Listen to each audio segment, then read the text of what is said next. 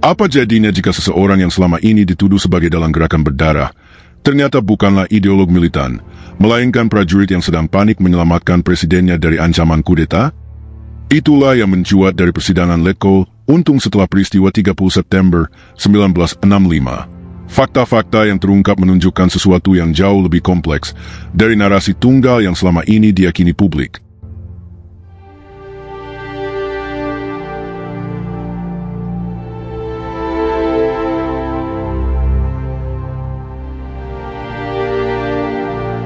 Dalam persidangan yang digelar pasca gerakan 30 September 1965, Letkol Untung mencuat sebagai tokoh penting yang dituduh sebagai pelaksana utama gerakan. Namun kesaksiannya justru membuka lapisan-lapisan rumit yang memperlihatkan bahwa peristiwa itu bukan semata-mata hasil konspirasi komunis, melainkan juga cermin dari ketegangan internal, salah kalkulasi, dan manuver politik yang berlapis. Letkol Untung mengungkap bahwa ia baru mengenal Kamaruzaman alias Shem dan Pono alias Bono, dua tokoh yang dikaitkan dengan jaringan bawah tanah PKI, ketika diperkenalkan oleh Mayor Udara Siono dalam sebuah pertemuan perwira pada pertengahan Agustus 1965. Ini mengindikasikan bahwa hubungan Untung dengan unsur PKI bukan relasi yang terbangun lama atau ideologis, melainkan kontak yang bersifat fungsional dan situasional. Kecurigaan Untung terhadap Shem sebenarnya sudah muncul sejak awal. Ia bahkan mencoba menyelidiki latar belakang dan hubungan rahasia Shem dengan ketua PKI, D.N. Aidit. Namun penyelidikan itu tak sempat dituntaskan. Untung menghadapi tekanan waktu, rencana besar yang diyakininya harus segera dijalankan demi mencegah kudeta Dewan Jenderal yang disebut-sebut akan terjadi pada 5 Oktober 1965, bertepatan dengan HUT ABRI. Untung dan agenda yang ia yakini. Dalam kesaksiannya, Letkol Untung menunjukkan bahwa motivasinya bukanlah dorongan ideologis, melainkan ketakutan yang nyata terhadap ancaman kudeta terhadap Presiden Soekarno. Ia bukan sekadar pelaksana teknis gerakan, tetapi sosok yang merasa tengah menjalankan misi penyelamatan terhadap seorang pemimpin yang ia anggap sebagai simbol persatuan nasional. Di matanya, Bung Karno adalah tokoh revolusi yang dikelilingi oleh para jenderal yang semakin menunjukkan sikap oposisi terhadap garis politik Soekarno yang anti-imperialisme dan condong ke kiri. Informasi tentang adanya Dewan Jenderal, sebuah kelompok elit militer yang dituduh merancang penggulingan presiden, diyakini Untung bukan sekadar desas-desus. Bagi Untung, isu itu sudah cukup meyakinkan untuk bertindak. Tindakan itu ia anggap sebagai bentuk loyalitas, bukan pembangkangan. Ia memposisikan dirinya sebagai perwira patriotik yang hendak memotong ancaman dari dalam tubuh angkatan bersenjata sendiri, bukan sebagai agen revolusi komunis. Dalam narasi ini, gerakan 30 September bukanlah langkah ofensif untuk merebut kekuasaan, tetapi justru digambarkan sebagai operasi defensif, tindakan pencegahan yang didasarkan pada keyakinan bahwa jika ia menunggu lebih lama, maka kelompok Dewan Jenderal akan bertindak lebih dulu dan menggulingkan presiden. Namun rencana yang ia anggap sebagai penyelamatan itu ternyata tidak dijalankan dengan kesiapan dan koordinasi yang memadai. Rencana awal untuk bergerak pada 25 September 1965 terpaksa ditunda karena unsur pendukung dari Jawa Timur belum tiba. Keterlambatan ini bukan hanya soal logistik, tetapi menunjukkan kerapuhan struktur gerakan itu sendiri. Ketika pasukan tambahan tak kunjung datang, gerakan pun kehilangan momentum dan terpaksa disesuaikan ulang dengan situasi yang makin genting.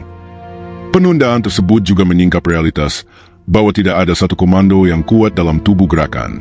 Ketegangan di antara tokoh-tokoh penting seperti Shem, Bono, dan Untung sendiri, seperti disampaikan oleh Mayor A.U. Siono, kian memuncak menjelang hari haji. Diskusi internal kerap berubah menjadi perdebatan terbuka, dengan perbedaan tafsir soal strategi, arah politik, dan tujuan akhir.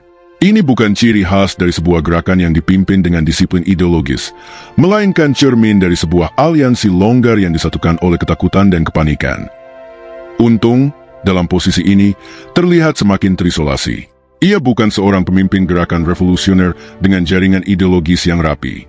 Ia lebih menyerupai prajurit nasionalis yang nekat, yang merasa harus bertindak cepat walaupun situasinya belum matang.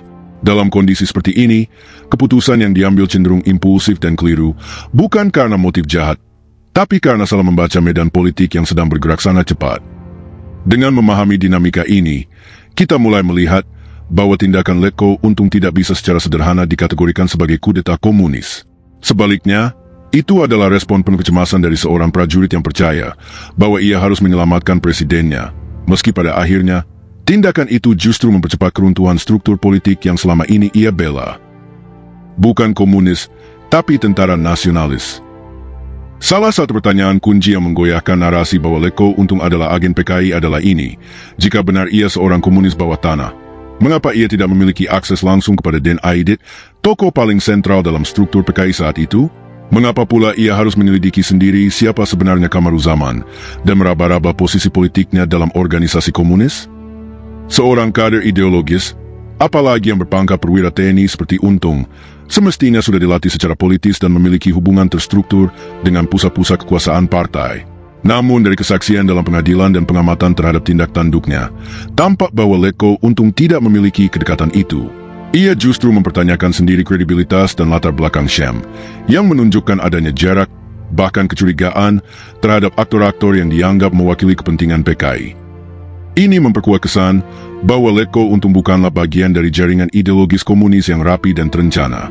Ia bukan aktor klandestin dalam sel-sel bawah tanah PKI, tetapi seorang perwira angkatan darat yang kebetulan berada di titik strategis, dalam waktu yang genting, dan berada dalam tekanan psikologi serta politis yang luar biasa.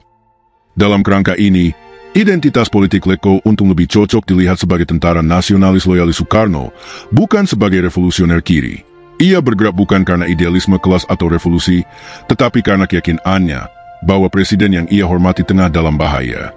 Ia tidak sedang memperjuangkan diktator proletariat, melainkan ingin menyelamatkan apa yang ia yakini sebagai revolusi nasional anti-imperialis yang dikomando Soekarno. Situasi yang ia hadapi sangat kompleks.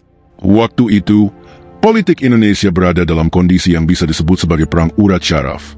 Ketegangan antara Angkatan Darat, PKI, dan Presiden Soekarno bukan hanya berlangsung di depan publik, tetapi juga dalam ruang-ruang tertutup, rapat rahasia, dan saling intip antar lembaga. Informasi simpang siur, rumor yang dibesar-besarkan, dan kecemasan akan pengkhianatan menjadi makanan sehari-hari elit politik dan militer Indonesia saat itu.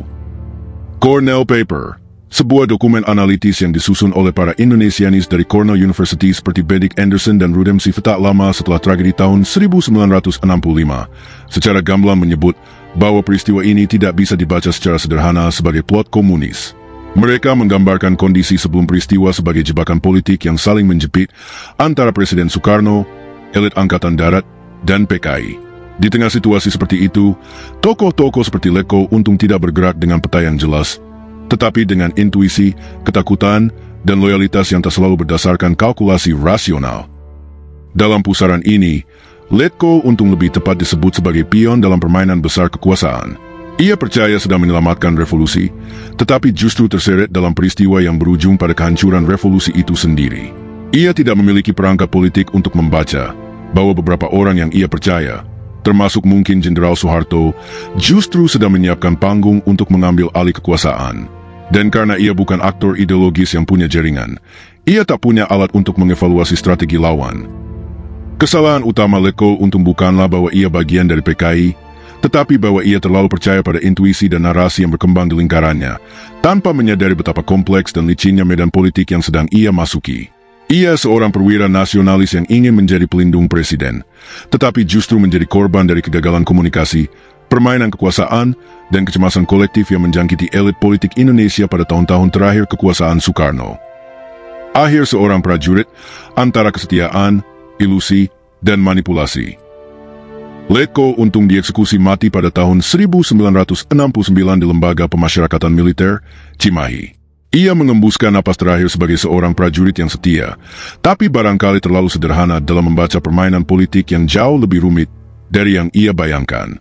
Ia bukan seorang jenderal besar dengan pengaruh politik luas, bukan pula aktor ideologis yang lihai menyusun konspirasi.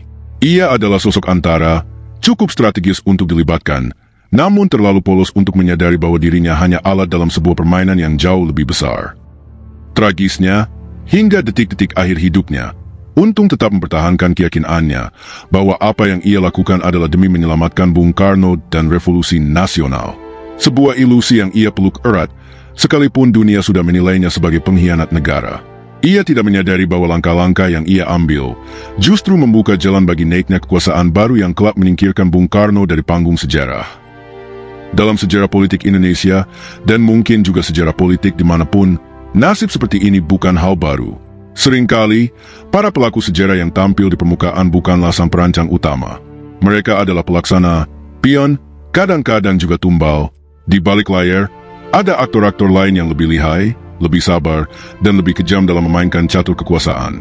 Mereka tidak tergesa-gesa mengambil posisi di depan, tapi justru tahu kapan harus mendorong orang lain untuk menjadi perisai dari rencana mereka. Letko untuk menjadi salah satu dari banyak nama dalam sejarah yang naik ke panggung atas nama cita-cita, tapi turun ke liang kubur sebagai korban dari perhitungan yang gagal. Ia tidak cukup tajam untuk membaca gelagat Jenderal Soeharto, yang justru bangkit dari situasi itu sebagai pemegang kendali penuh atas negara. Tidak cukup waspada terhadap jebakan koordinasi yang longgar.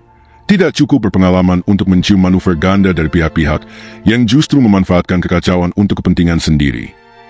Maka ketika sebuah pemeo klasik menyatakan, inilah wajah politik dalam telanjang bulatnya, menghalalkan segala cara, Letko Untung adalah perwujudan pahit dari realitas itu. Ia menjadi semacam ironi hidup atas satu fakta keras, bahwa niat baik, bahkan kesetiaan, bisa berujung tragis jika tidak disertai kecakapan membaca kekuasaan. Yang membuat kisahnya kian menyentuh adalah bahwa ia bukan pelaku yang haus kekuasaan, tetapi seorang prajurit yang terseret dalam badai sejarah, percaya bahwa ia sedang menyelamatkan tanah airnya. Ia tidak korup, tidak memperkaya diri, dan tidak mengkhianati atas nama keuntungan pribadi. Tapi sejarah tidak mencatat niat, sejarah mencatat hasil. Letko Untung mati sebagai pengkhianat dalam versi sejarah resmi. Namun bagi mereka yang membaca ulang dokumen, kesaksian, dan dinamika zaman itu dengan lebih hati-hati, mungkin akan muncul simpati yang tak bisa ditekan. Ia bukan pengkhianat, tapi korban dari realitas yang terlalu kejam untuk ditangani oleh seorang perwira, yang lebih fasih dalam baris berbaris ketimbang muslihat politik. Dan begitulah sejarah kadang menulis dirinya sendiri, dengan tinta darah orang yang tak sepenuhnya tahu bahwa dirinya sedang dijadikan alat. Potret seorang prajurit yang terjebak. Sejarah tak selalu bersuara satu nada. Letko Untung bukanlah pemimpin revolusi komunis yang penuh ideologi, melainkan prajurit yang terjebak dalam persimpangan informasi dan ketegangan politik. Ia percaya sedang melindungi presidennya dari kudeta, bukan menggulingkan tatanan negara. Membaca ulang kisah Untung bukan soal membenarkan tindakan kekerasan, tapi ini tentang menyadari bahwa sejarah tahun 1965 tidak sesederhana hitam putih. Di balik peristiwa besar, selalu ada manusia dengan motivasi, ketakutan, dan kesetiaan yang tak jarang disalahpahami oleh zaman.